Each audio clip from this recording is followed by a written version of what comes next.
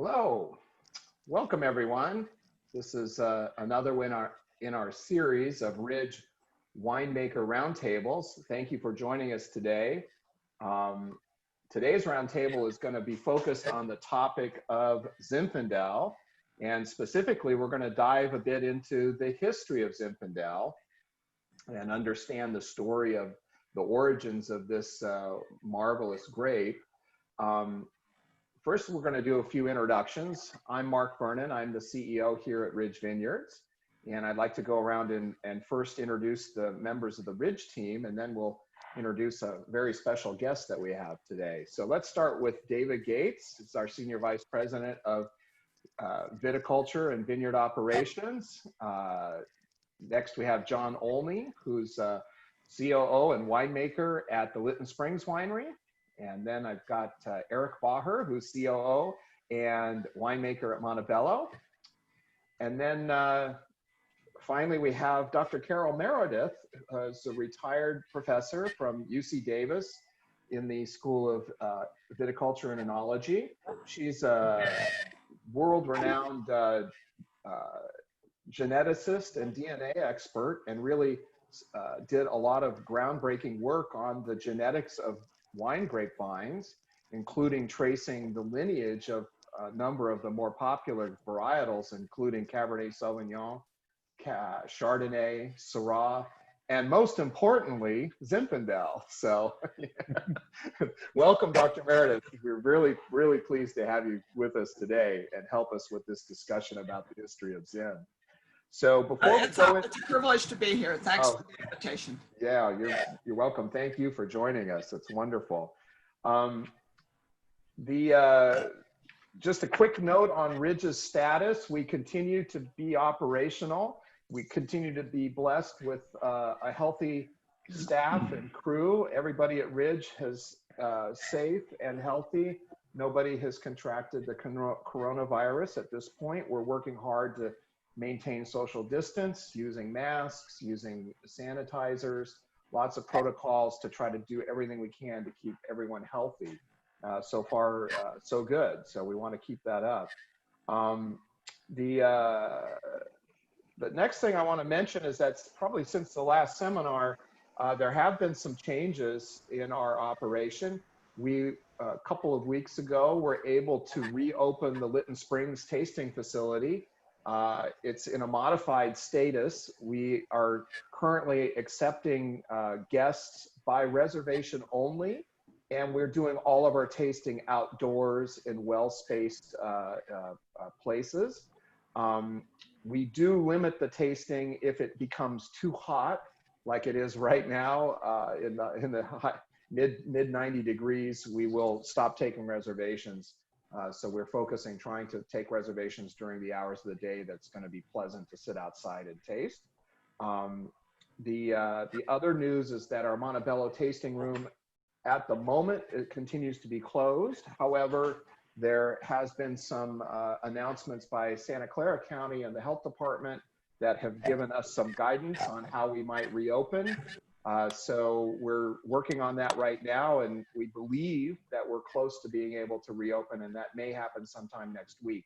So keep an eye on our website, and we will update you as soon as we have a firm opening date for you, but it looks like we're getting very close to that. So thank you for bearing with us. Of course, we continue to operate in most other regards with our vineyards, with our wineries, with our wholesale sales efforts, our sales on our internet website, including the 3 wines that we're going to taste today.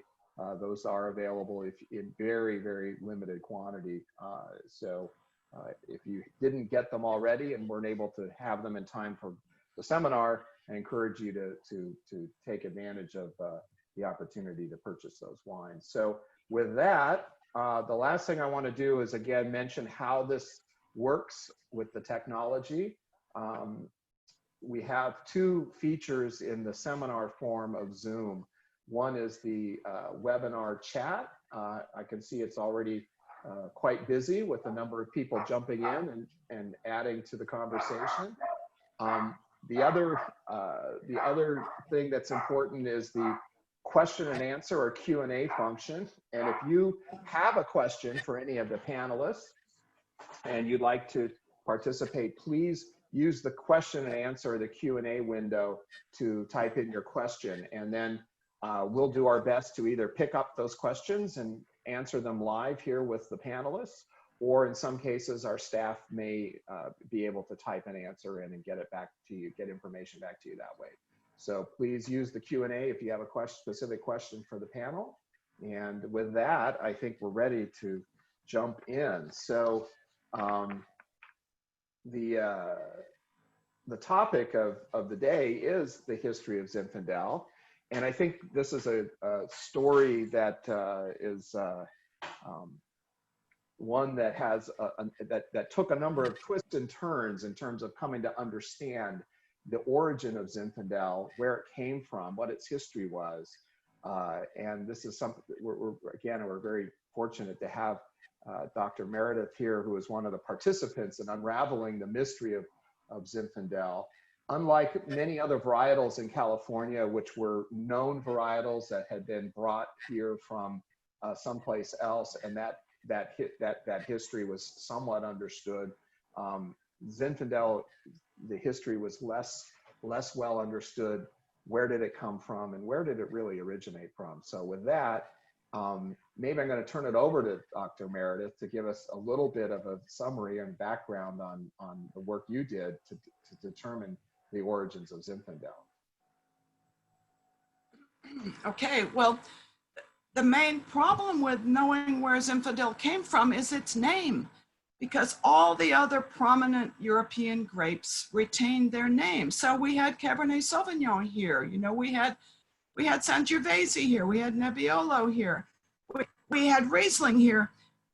And because those varieties retained their European name, it was like a no-brainer to figure out where they came from in Europe. But Zinfandel, there is no place else in the world that had a grape named Zinfandel.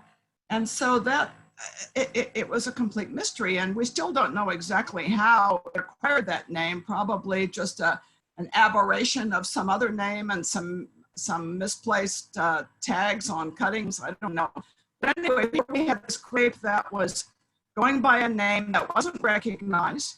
And another aspect of that is that California has had a lot of interaction with grape experts from France, Italy, Germany, Spain, Portugal, and they would come over here and they would look at our vineyards, and often they would help us to unravel mistakes. They would say, well, no, that isn't really Pinot Blanc, that's Malone, you know. So we rely heavily on their expertise walking our vineyards. But none of those people from France, Italy, Spain, Germany, Portugal recognized what we had.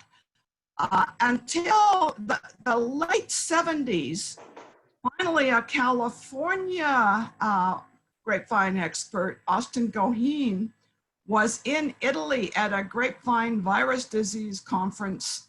And he was sitting at a local cafe with his counterpart, an Italian expert, and they were drinking the local red. And Austin says, wait a second, what is this? This tastes like Zinfandel. And the other guy said, well, no, it's just our local red. I think the grape is Primitivo. Bear in mind that in much Europe, the grape name has never been the primary identity of the wine. And so often people drink their local wine and they have no idea what the grape is. And so this guy says, well, you know, I'll show you tomorrow, I'll show you these vines. And Austin says, well, boy, this sure tastes like Zinfandel. And so the next day they go out to a local vineyard, and the guy says, well, here's the vines. It's the vine is called Primitivo. And Austin said, well, it just, you know, it sure tastes like Zinfandel and it looks like Zinfandel. So, you know, if it talks like a duck and quacks like a duck, maybe it's Zinfandel. So they arranged to have some cuttings sent to Davis and planted side by side with Zinfandel, and it looked just like Zinfandel. And this was now in the late 80s, around 1990. And my own research program, we were just getting into DNA analysis of grape varieties. The techniques we were using were rather primitive at the time. They weren't nearly as absolute as the methods now, but we did compare the Primitivo that had been sent over from Italy with the Zinfandel that we already had growing at Davis, and they had the same fingerprint, albeit it was a rather vague fingerprint and not nearly the distinctive and conclusive kind of fingerprint that we can get today. But it was certainly very strong evidence that these Primitivo vines were Zinfandel.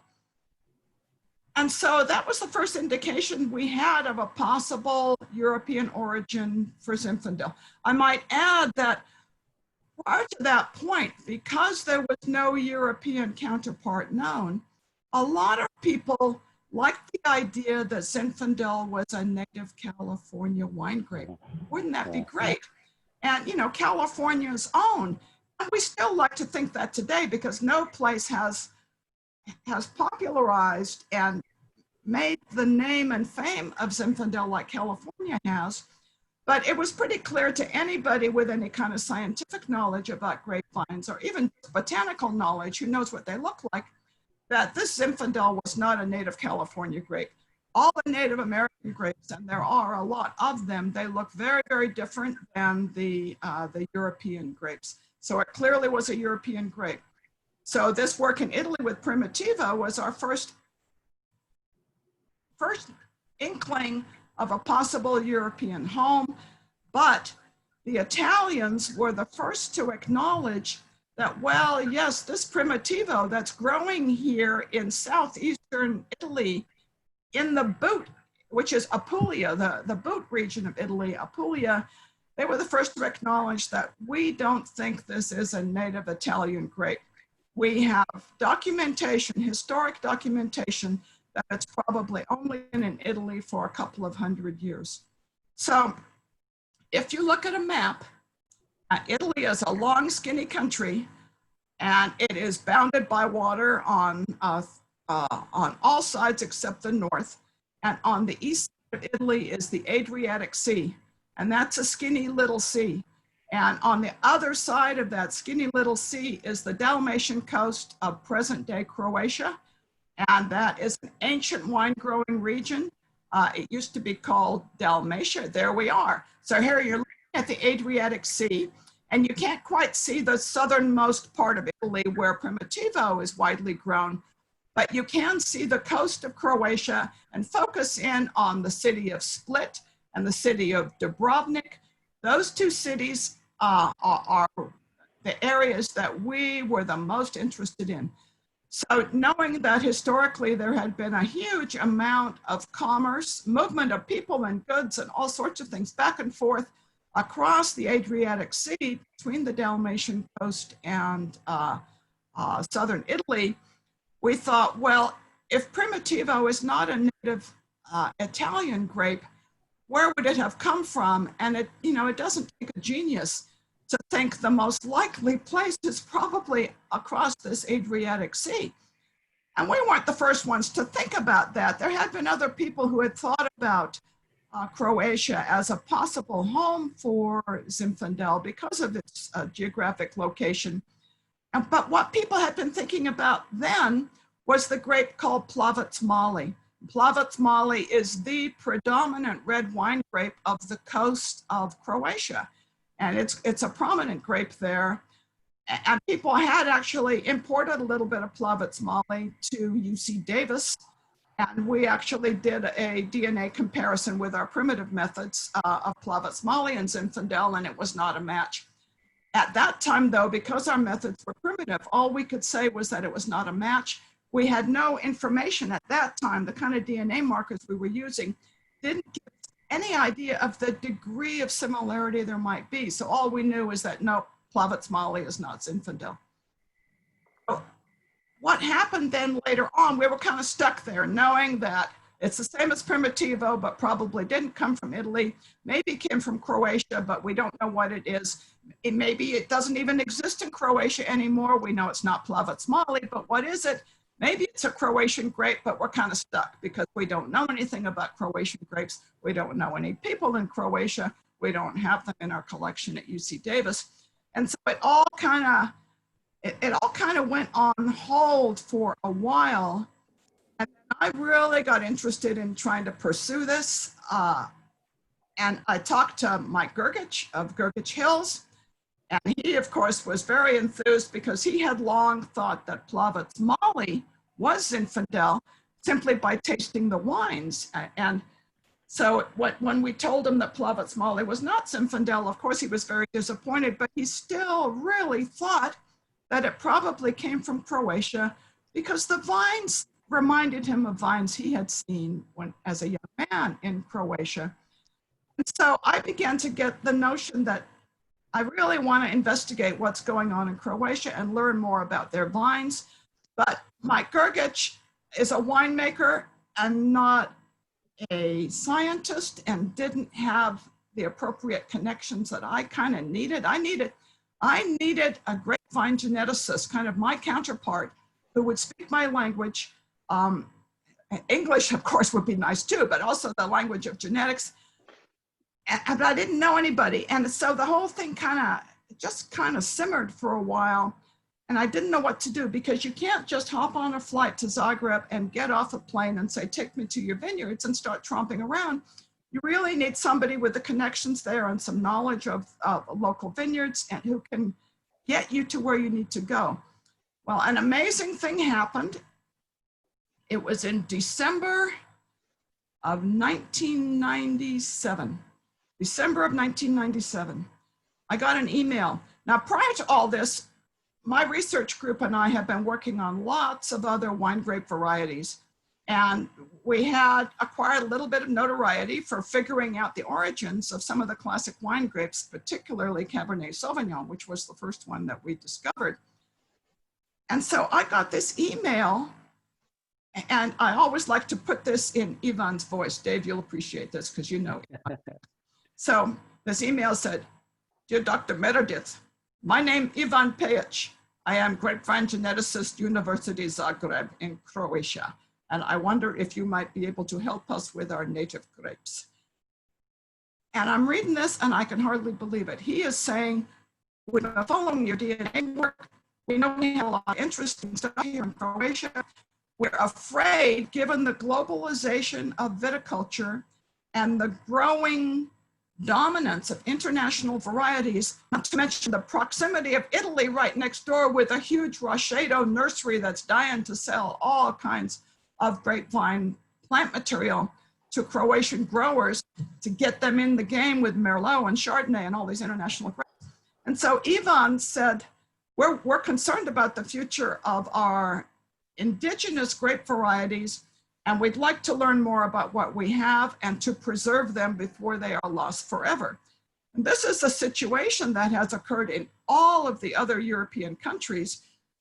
France was probably the first to jump on this. Around 1900, they realized that their viticultural heritage was at great risk and might be lost due to economic forces that would narrow down the number of grape varieties they had.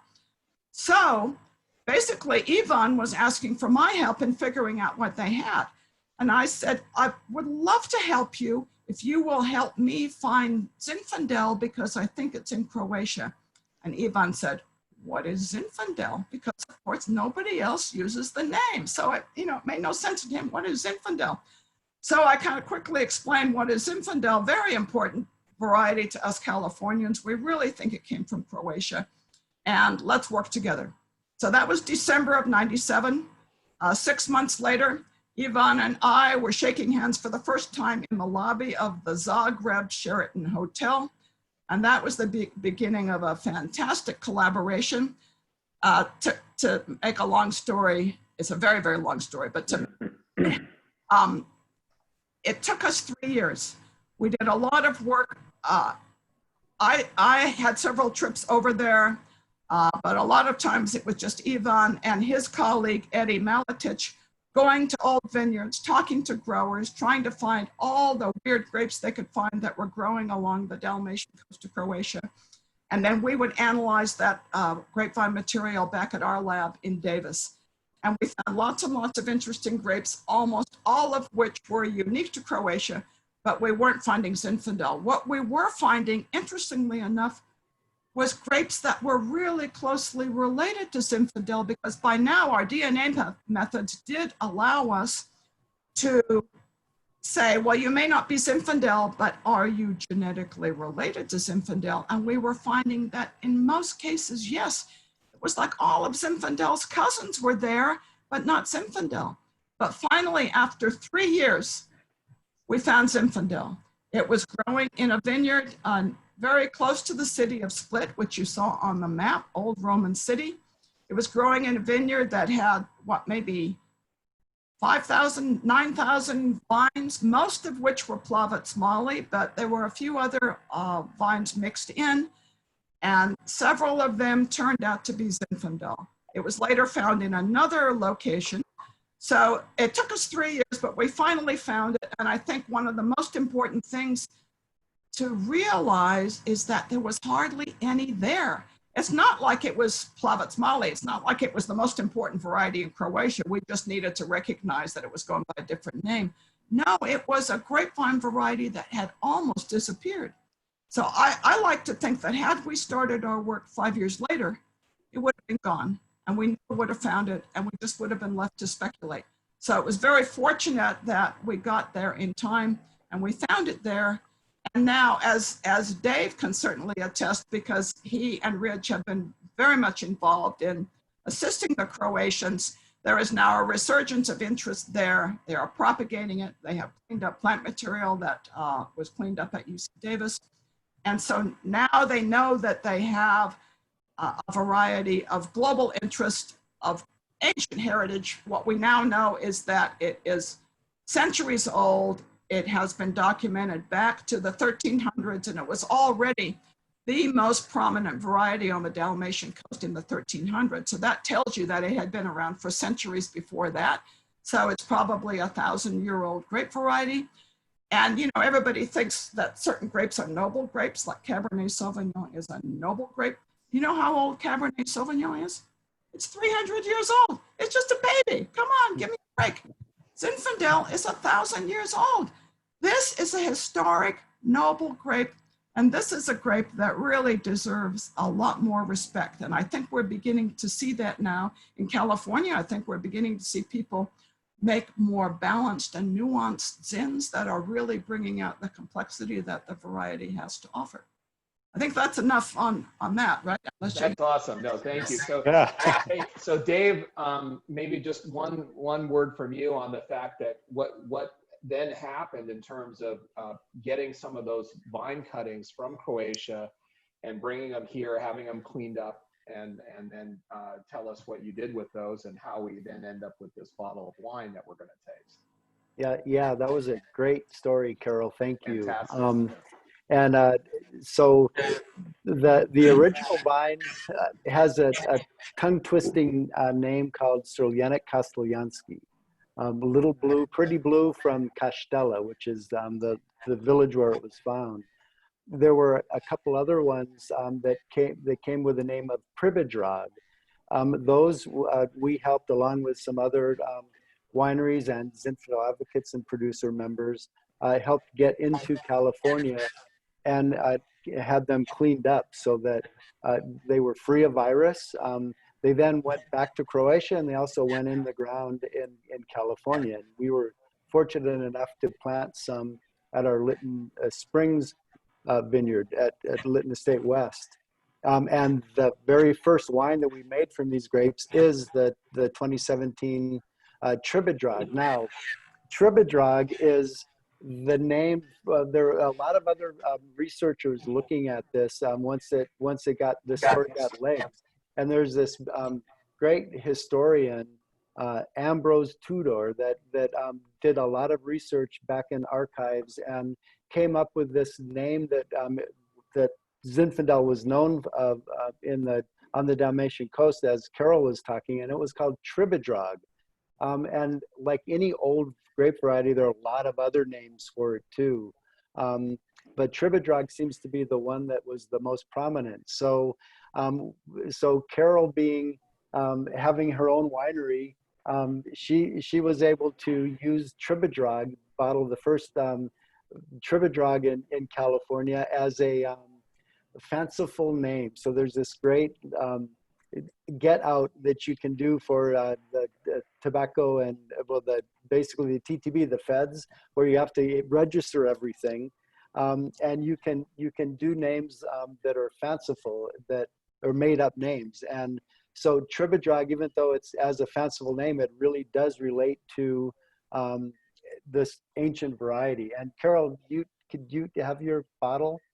I just happen to have a bottle here, Dave. Fantastic. So let's see it. So this is the Tribidrag that we make here on our vineyard. In fact, you can see the vines right behind me, behind my shoulder on the left. That's our Tribidrag vines. Our vines are not from Croatia. They are California Zinfandel. But I do want to tell you briefly how we got to put the name Tribidrag on our bottle. When you make a wine, the label has to be approved by the United States federal government. And there is a list of grape variety names that are approved for use on the labels of American wine. Zinfandel, of course, is one of them. Tribidrag is not one of them. And so it is possible to get synonyms approved, and there are quite a few. For example, Petit Syrah and Derif are approved as synonyms. Syrah and Shiraz are approved as synonyms. But Tribidrag is not approved as a synonym for Zinfandel. I could have submitted a request for approval, but that would have probably taken 2 years. I didn't want to wait that long. And so there is a way that you can make up a name and put it on a bottle. And so I decided we would try to just apply with a label that said Tribidrag and not make any reference to Zinfandel. Because if I made reference to Zinfandel, say on the back label, then I thought maybe there might be somebody curious at TTB who would Google the name Tribidrag, find out it was the same as Zinfandel, and say, sorry, no, you can't use it because it's not an approved synonym for Zinfandel. And so I decided that we would be better off not even mentioning Zinfandel. And so on our first label, which was the 2011 vintage, we simply called it Tribidrag, and we didn't put anything on the back label, nothing, no descriptive text at all. And so we waited a couple of years, and there was never any concern from the TTB. It never came up. They never said, wait a minute, a couple of years ago, you submitted this fanciful name Tribidrag, and we've since learned that it's a possible synonym, and we now disallow that label. You're going to have to start again. But a few years later, I think it was by about the 2015 vintage, I thought to myself, it's never come up. And what if I submitted a new label for approval, still calling it Tribidrag, but this time with some back label descriptive text that explains that it's Zinfandel?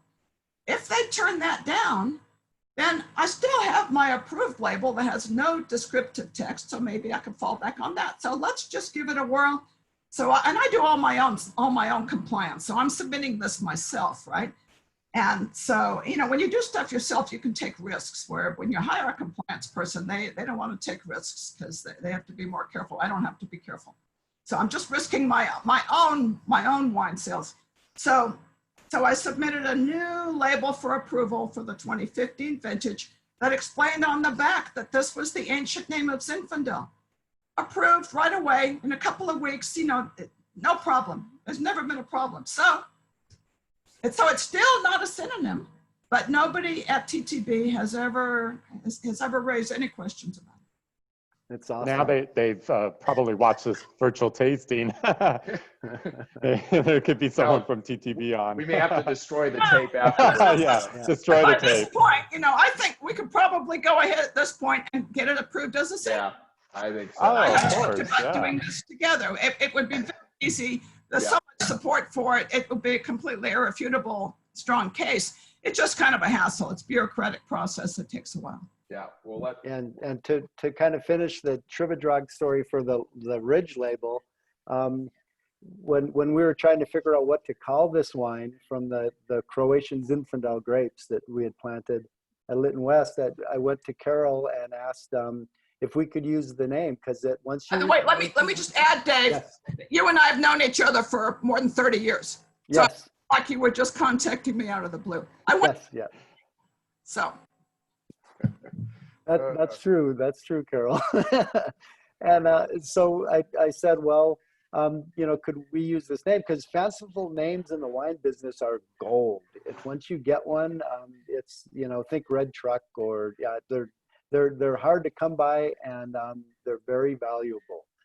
Carole said, absolutely, it's going to cost us a case of wine, and that's it, which I still owe you, by the way.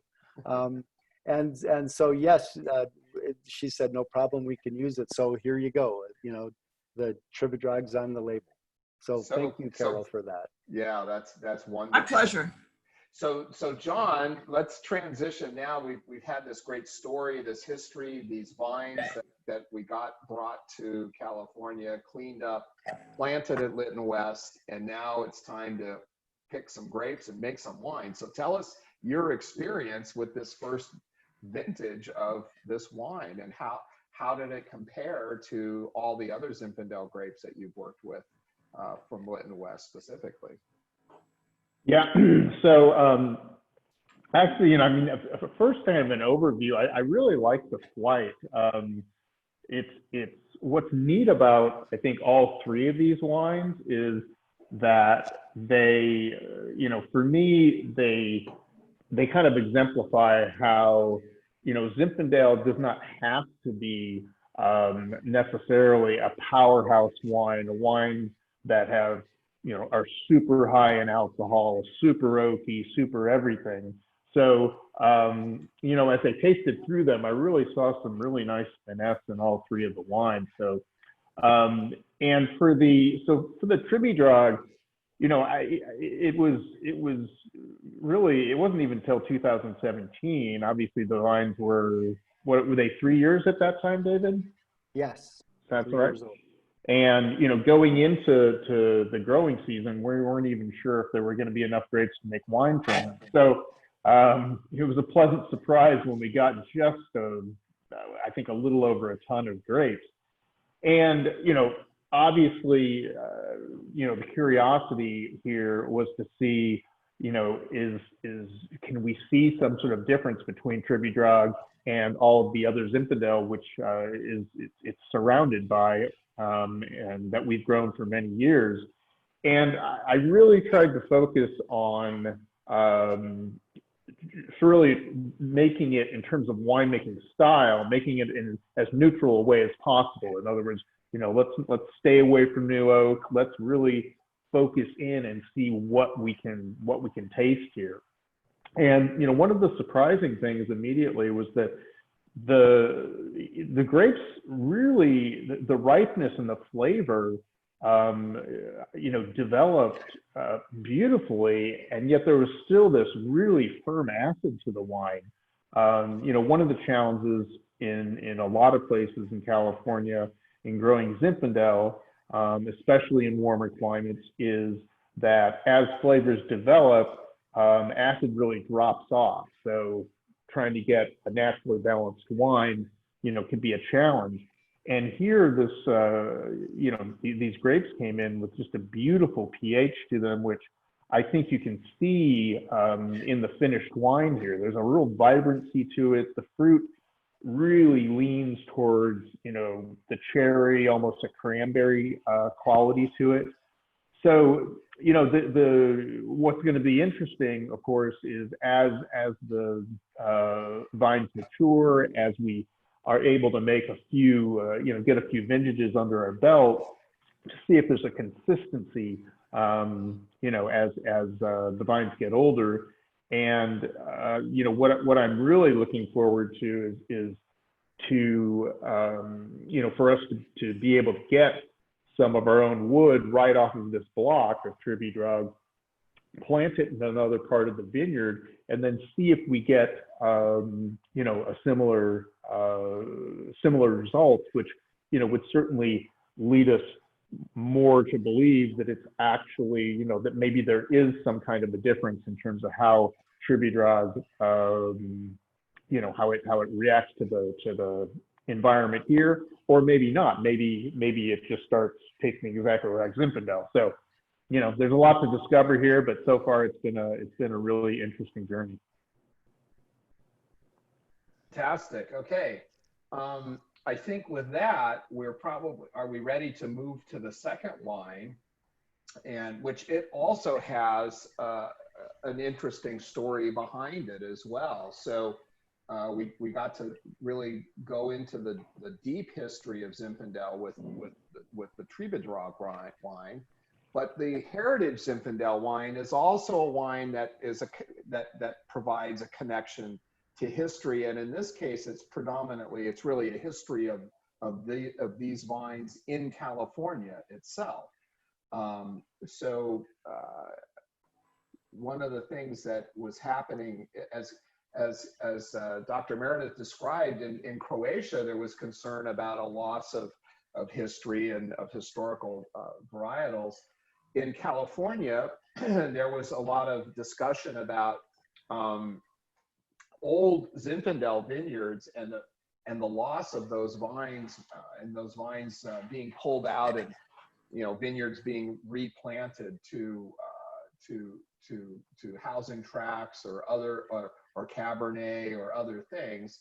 And there was some concern that there may have been genetic diversity in these old vineyards all over different parts of California, these old Zinfandel vineyards. And as they were being pulled out, that we may lose that, and we might end up with only one or two versions of Zinfandel left that we could choose to plant in the future.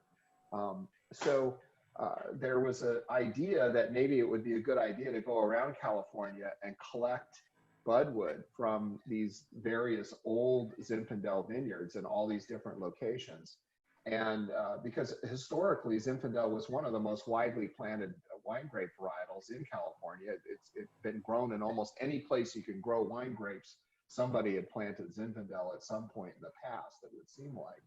So there was an idea to go out and collect those vines and preserve that vine material, and ultimately to then plant a vineyard with all these different cuttings from these different old vineyards, and put all these vines together in one place and do some study on them to see if they were in fact all the same thing, or were there differences, and if those differences could be seen in the way the vines are growing, or in the way the wine tasted when you made wine from their grapes.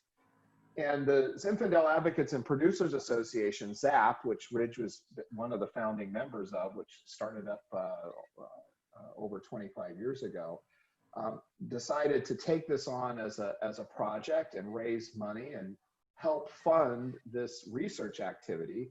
And so ZAP became a fundraising tool to then provide some funds to UC Davis so that they could then go forward with the creation of this heritage vineyard and do studies on the vines growing there. So with that, Dave, I'm going to let you continue on and fill in some of the blanks and missing pieces from my story here, and then explain a little bit more about the history of that heritage vineyard. Yeah, thanks, Mark. So starting in the late 80s, early 90s, all the UC Davis farm advisors, led by Jim Wolpert, the state viticulturist, went around to all these old vineyards and basically did Zinfandel safaris, where they would look at pretty famous vineyards, gather the healthiest vine, budwood from the healthiest vine they could find, and they ended up planting them side by side in the Oakville Field Station, which is in the middle of Napa Valley. A great spot that you can grow just about anything there. Unfortunately, now it's mostly cab, but anyway, that's a whole nother story. With some funding from ZAP, Jim Wolpert and UC then decided to do a phase 2 planting which was a replicated trial of about 23 of the best looking, basically the cleanest clones of these old heritage vineyards, along with a Primitivo that Goheen, that Carole talked about Goheen bringing in the 70s, and this kind of standard Zinfandel, which was a cleaned up version from a California vineyard, which is a famous quote that they always use on these old selections when Foundation Plant Services just got started in the 70s. That's they went out and gathered up the cleanest looking wines they could find. So they did this replicated trial, and this wine, the Heritage Zin, is a blend of all those different clones. What's really great about this is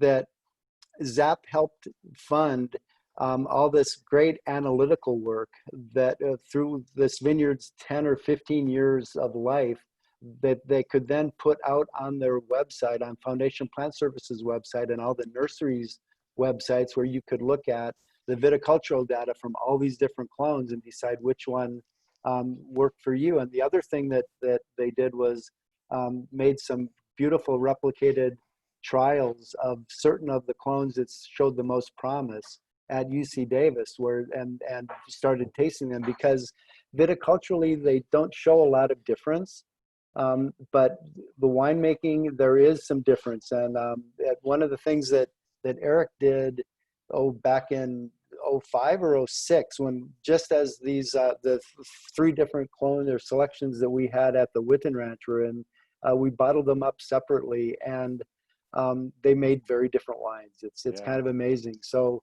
the genetics, at some point, I think, Carole, the genetics will be able to not only tell varieties, but tell clones within the varieties. And that will be really neat to see. So the point there is that from the Heritage Vineyard, the phase 2 vineyard, where there were there was enough of each of the different clones planted that we could actually make a small amount of wine from each of those individual clones, and then taste the differences between the wines. And I think, as you're saying, David, there were more differences in the wines than there were in the viticultural data when you looked at the growing habits of the vines and what the vines were doing in the vineyard. Now, again, you can argue, well, was the winemaking perfectly controlled across those different clones? And in the early days, that was a challenge. As time progressed, and Davis actually built their new research winery and created an environment where you could really make small batches of wine in a pretty controlled situation. And we could still see differences in the wine, even once they started employing those really much better techniques for small lot winemaking. I think we came out of that believing that, yes, there is some difference in the clones. And that's something, as you mentioned, we've seen within Ridge as well in our own experiments, in our own vineyards, where we've looked at different clones giving us some different character to the wine. So this wine is as you said, is a mix of all of the grapes together from the vineyard. And one kind of take home message for me is that this whole Heritage Vineyard, that phase 1, 2, and 3 shows is a great example of cooperation between industry and research, industry and education, where you can actually get some really progressive steps and that can really put the industry forward and also help the university out. And the best way to illustrate that is in 1990, you had 3 choices of Zinfandel, one being Primitivo and then 2 old California clones of Zin. And this was, back before Prohibition and right after Prohibition. This was the most important wine grape variety in California. It's still in the top 3. And we had 3 clones. Now, because of this work, there are over 50 clones that you can choose from, and it's pretty cool to see. So again, so John, you got to make this wine, and in fact, in the history of the Heritage Vineyard, ZAP actually had a scenario where they rotated from year to year. Different wineries and different winemakers would get the grapes and make the wine, and it was done under a ZAP label for most of the time. Then for the last couple of years, it was a little tricky because Davis kept telling us they were going to rip the vineyard out and replant it to something else, because we kind of come to the end of the viticultural research, and we couldn't really count. We didn't know for certain if we were going to get the grapes for several years. So as a result of that, we sort of stepped in and said we would commit to buying the grapes even if we didn't know whether we were going to get them or not. We had to go through the Davis bureaucracy in terms of purchasing the grapes. And we said, we can deal with that. If the vineyard actually disappears and it's gone, that's okay. But if it's there, we'll be ready and we'll buy the grapes and we'll make the wine. So for the last couple of years of the life of the Oakville vineyard, we were able to buy the grapes and make the wine. But this 17 vintage was in fact the last year, and then the vineyard was, the Zinfandel was taken out and some new vineyard planted for new research going forward. So John, again, tell us a little bit about, you got to make this wine a couple times. Eric, I think you made the wine a number of years earlier, right? Yeah, So, 2003. Yeah, so tell us about the 03 experience, and then John, you can contrast that with your couple years. Yeah, well, 03 was quite a different growing season. It was pretty hot. We had a lot of, the grapes came in pretty ripe, but what was really fascinating to see just looking through the bin was just the different cluster morphology.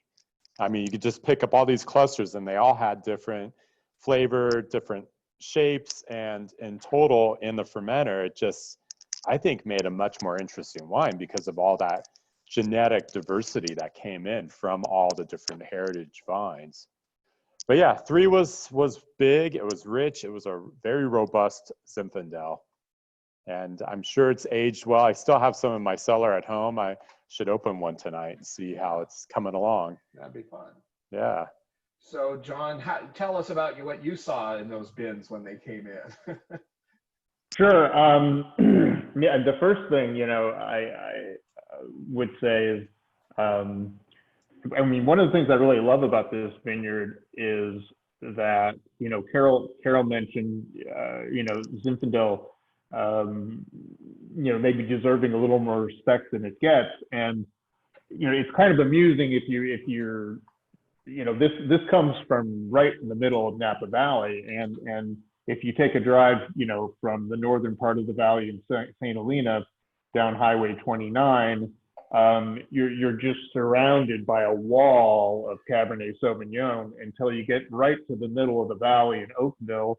And here's this little oasis of research dedicated not to Cabernet, but to actually to Zinfandel. So that was a great thing to see. And again, Carole knows a lot more of the history, I'm sure, than I do, but I think a lot of people don't realize that, again, with Zinfandel being such a historical varietal and having been grown in California for as many years as it has, Napa Valley wasn't all Cabernet all the time. And Zinfandel and Petit Syrah, for that matter, and also a lot of Vitaro, were the prominent grapes that grew in Napa Valley. And grape growers don't keep growing grapes in a place if they're not getting good results. And while they're few and far between these days, I've always been impressed with the quality of Zinfandel that comes out of Napa. And this is no different. And one of the things I love about Zin, which I think shows here in the heritage, is that it's a grape when it's not picked over ripe that really does reflect the different places that it's grown in. And for the 2017, and I did have the chance to make this 3 years in a row, and so I got to see some, how it reacts a few times in a row. And again, one of the nice things about it is there's ripeness, there's that really classic raspberry fruit that you get from Zin, but again, some really nice acidity that I think really holds the wine together and gives it some lift, so it's not this big, heavy, over the top kind of wine. So again, I think for Zinfandel, there's some elegance to it. 2017, there was a lot of heat. When we hit August and September, of course, that was the year when we had fires.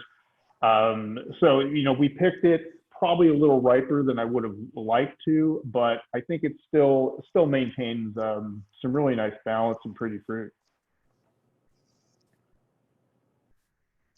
Sounds good.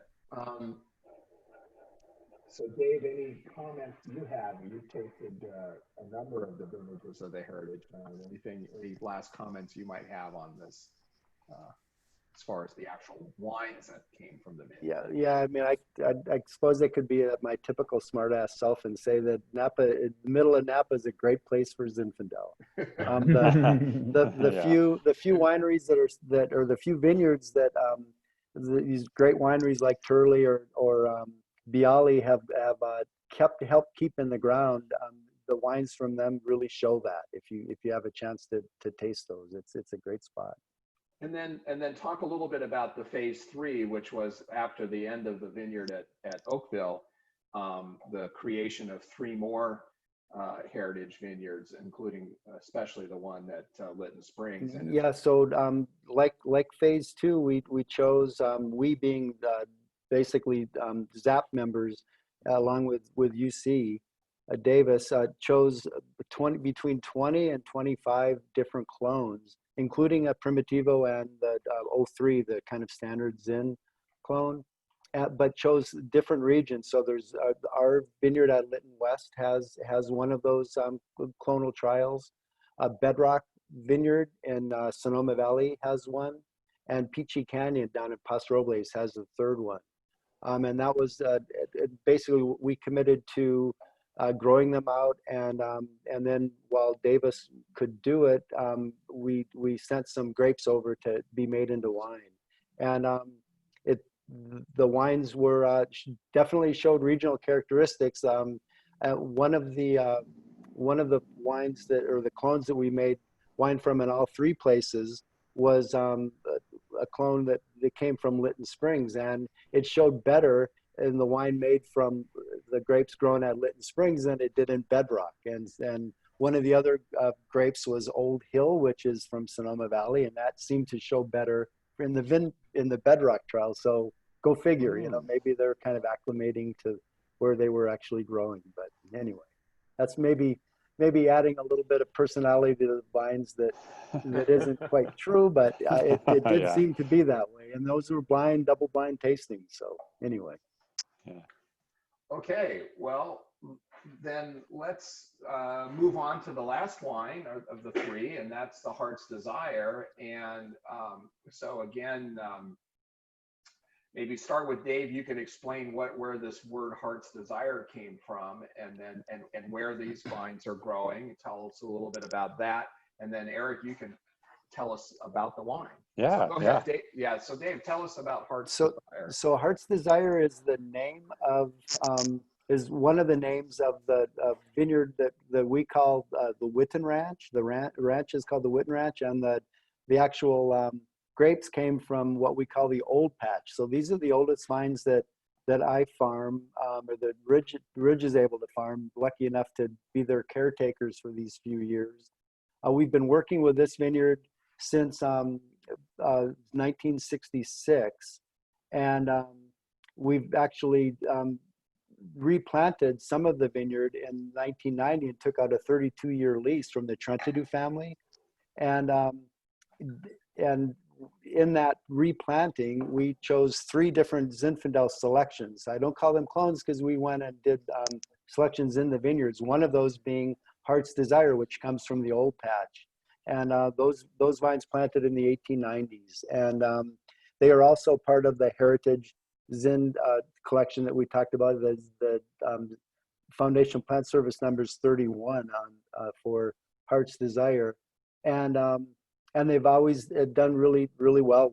We think it really shows Alexander Valley fruit. So it's more on the, well, Eric, you can talk about that, but to me, it's more acidity and shows more cherry than blackberry that you get just down the road in Dry Creek.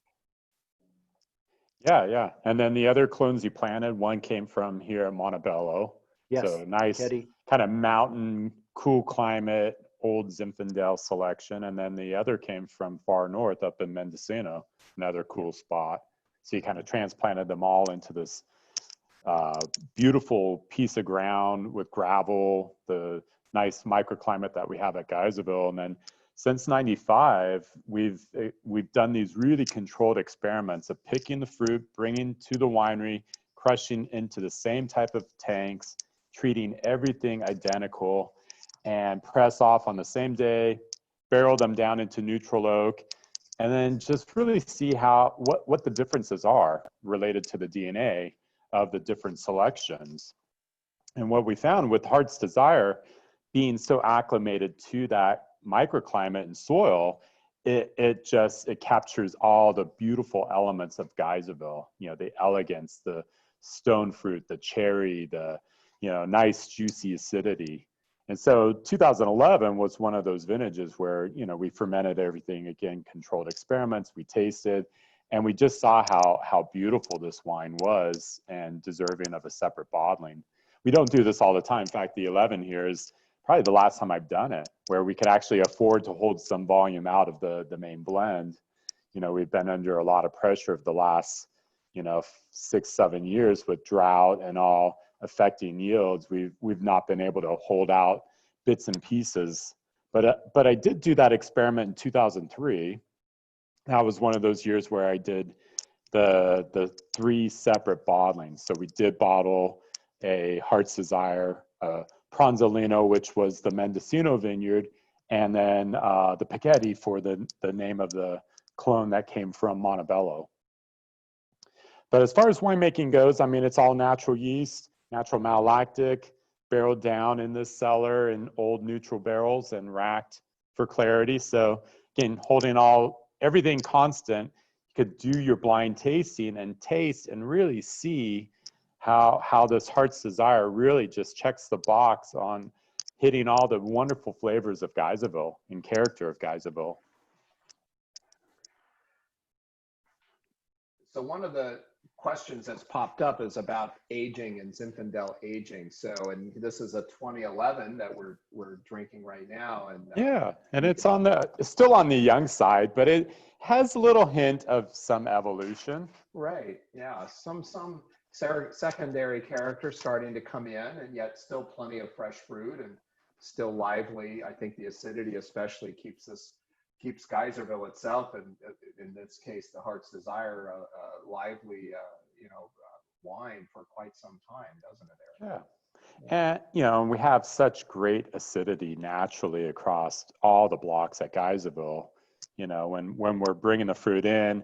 In this vintage, let's see, it was a cooler year, 2011, wet, kind of a long winter. And we had some heat at various times in the summertime, but we brought the fruit in, it fermented out to 14.3, fermented totally dry, but had really good natural acidity. But if you look at the 3 clones in that experimental planting, Heart's Desire tends to be just slightly higher pH than the 2 cool climate selections that were transplanted there. So the highest acid really is with the Pichetti selection that came from Montebello. So, being brought to Geyserville, you would think it would just kind of fit in with the microclimate there and then be much more normal acidity, but it doesn't. Even in that warmer climate of Geyserville, it still is acting like a cool climate Zinfandel. It wants to make a Zin with a very low pH, really high acid, and that's what we see with a darker spectrum of fruit as well. So it tastes totally different than the Heart's Desire. The Heart's Desire is really much more like what you see out of Old Patch, this nice, balanced wine, lovely cherry fruit, nice kind of creamy texture to the palate. And then the Mendocino coming from the north, transplanted there, also makes a wine with good acidity and again, a darker spectrum fruit. So it's really fun to have all that diversity and be able to study it. And we've been doing these experiments since '95, and It's pretty much the same. It's repeated every single year. Fantastic. So there's a lot of questions sort of around the topic, and maybe Dr. Meredith, you can help with this and clarify a little bit, and I'll start it and then you take it, which is we'll use the word clone, and I think the way we use the word clone is that we basically take a cutting from a plant and we grow a new plant from that cutting, and it ends up being, in a sense, an identical version of the plant that we took the cutting from. So we use the word clone in this way. Then we talk about what it means to be a varietal like Zinfandel or Cabernet Sauvignon from a genetic standpoint.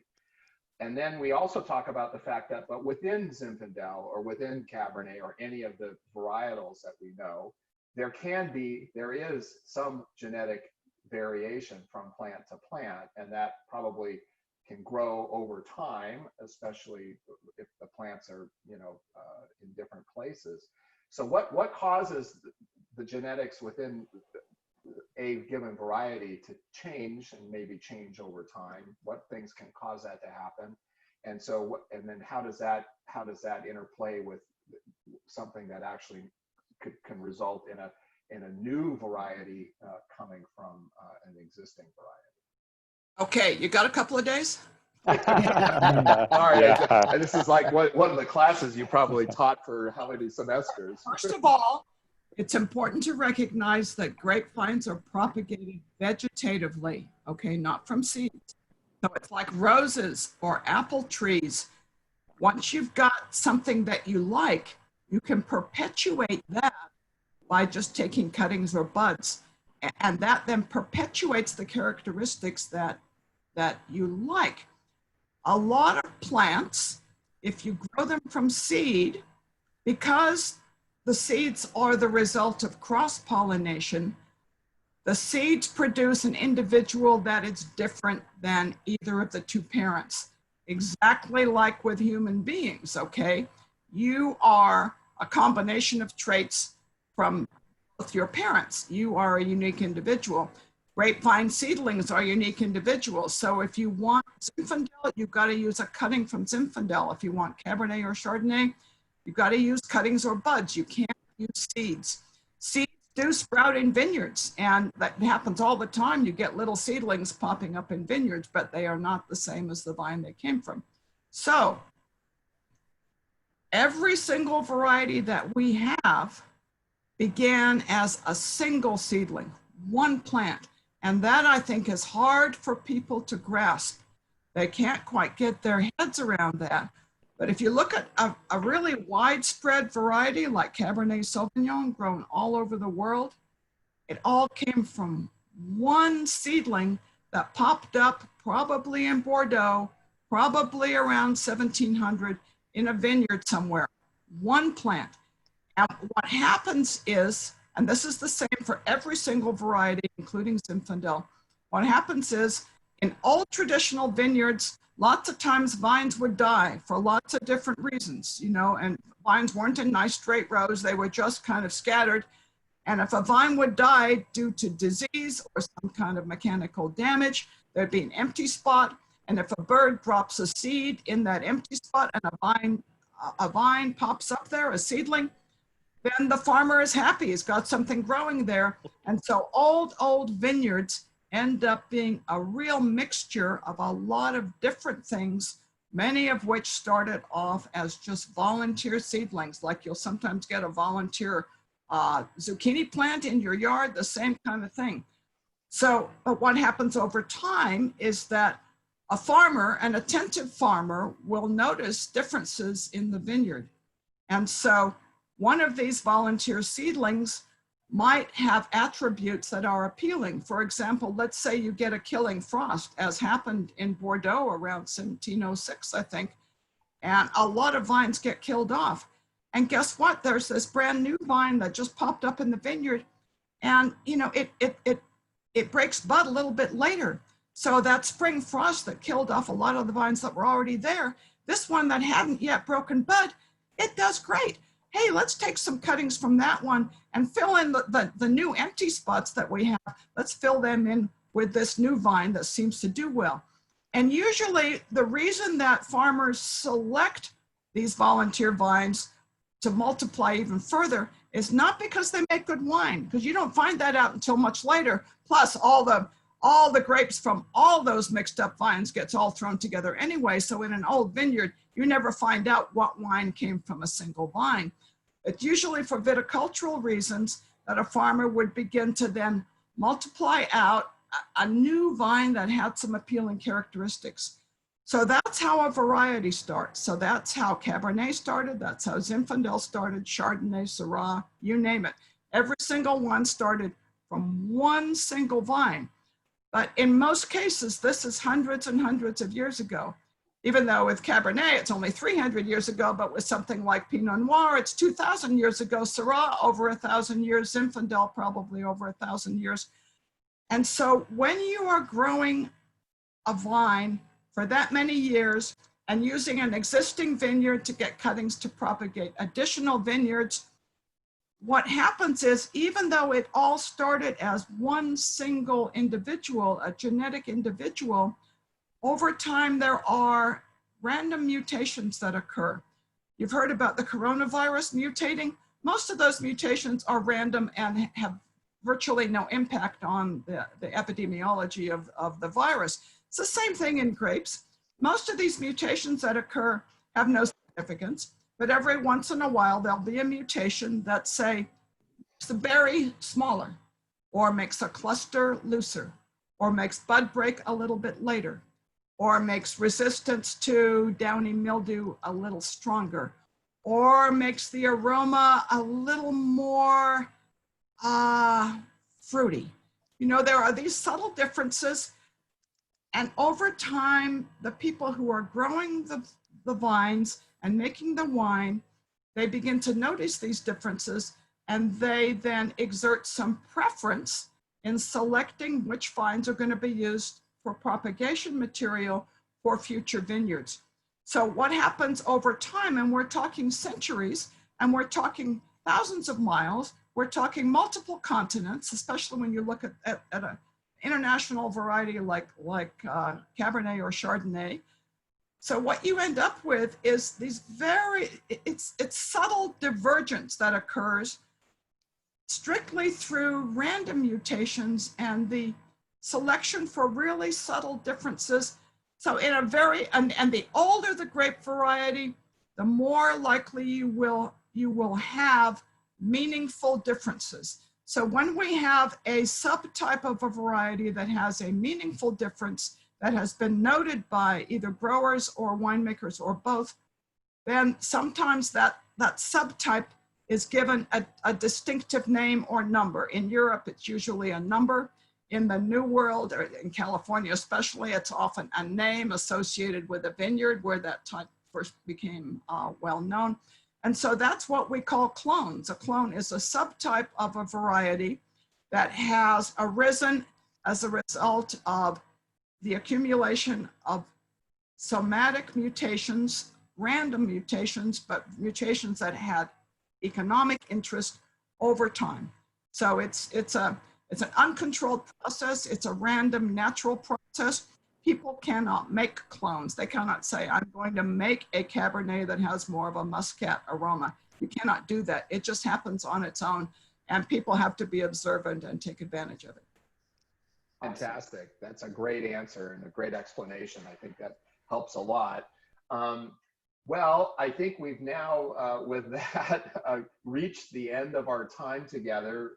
We went a little bit longer, but I think the fact that we had a special guest today made it worth going a little bit beyond our 1 hour time slot. So I want to again especially thank Dr. Carole Meredith for joining us today. You added a wonderful set of insights into this discussion.